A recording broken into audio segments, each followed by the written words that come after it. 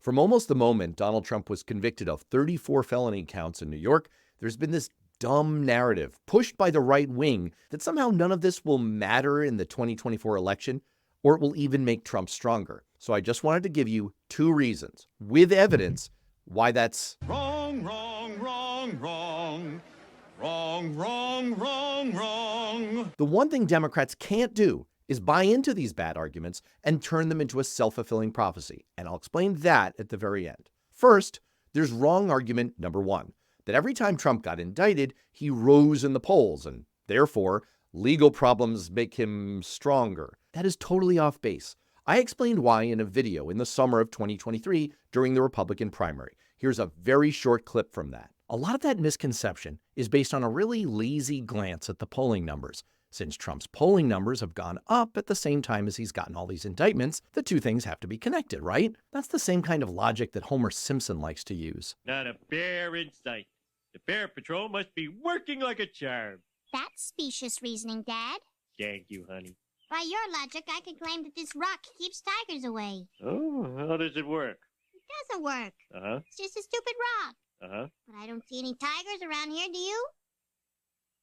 Lisa, I want to buy your rock. Actually, Trump's polling only increased by a very unimpressive 2 points after his arraignment in New York, and an even milder 1.5 points after his indictment in the classified documents case.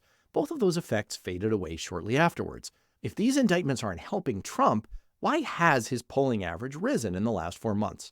Well, there's a pretty obvious reason. It's because Ron DeSantis is one of the worst candidates in modern political history. As he's gotten more exposed in the national press, he's dropped half of his support. From March 10 through August 1, DeSantis went from 31.4% to 15.6%. And where did all these voters go? That ain't exactly rocket science either. Surveys show that Trump is the second choice of around 40% of DeSantis supporters. Lo and behold, as DeSantis has sunk, about 40% of the 15-point evaporation in his support has now shown up in Trump's column. You can even see this effect pretty clearly if you look at any reasonable, non-biased poll or polling average. It's like a mountain reflecting on a clear lake. Trump and DeSantis' polling levels look like mirror images. The second dumb argument is based on the number of MAGA voters freaking out or posting on social media that they weren't going to vote for Trump, but now they will. This is, of course, dumb because no one's questioning whether MAGA voters are going to vote for Trump. Duh. The question is, what are disengaged voters who might be persuadable going to do? I addressed that issue in another video a little ways back, and I explained why Trump is currently doing well in polls and why his legal problems are likely to bring him down.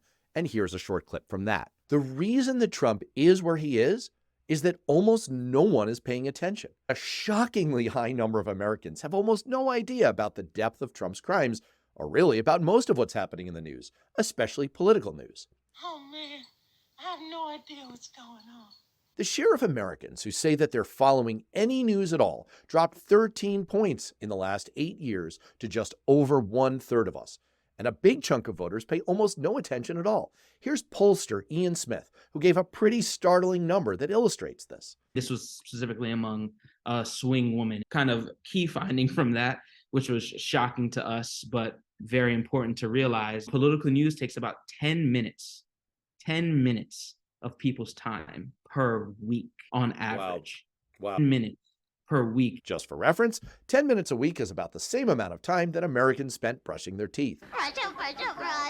Do I have a toothpaste? At the start of this year, only about half of Americans had even heard that Trump had been charged with any crimes at all. Only 55% had heard about the E. Jean Carroll case. 47% had heard about the case where he was found to have committed fraud and has to pay a $450 million penalty. Just over half had heard about the Stormy Daniels hush money fraud case. Same for the election interference case. The New York Times showed that in swing states, the average 4-point lead for Trump over Biden turns into a 10-point deficit if he were convicted in any of these crimes. And when voters simply hear a lot more information about Trump's indictments, like they did in the summer of 2023, his support among Republicans dropped 6 points. So put it all together, and yes, Trump's legal problems have never strengthened him. And because so many people have never heard of his legal problems and they react badly when they do, his felony conviction is definitely likely to hurt him. The New York Times even showed that Biden is ahead among people who voted in 2020. Trump's just doing well among people who didn't vote and aren't paying attention. But that's where the self-fulfilling prophecy kicks in. Just because his conviction can hurt him and should hurt him doesn't mean it will hurt him if we buy into the self-serving right-wing arguments.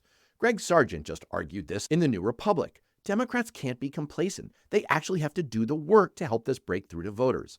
But that's also the good news.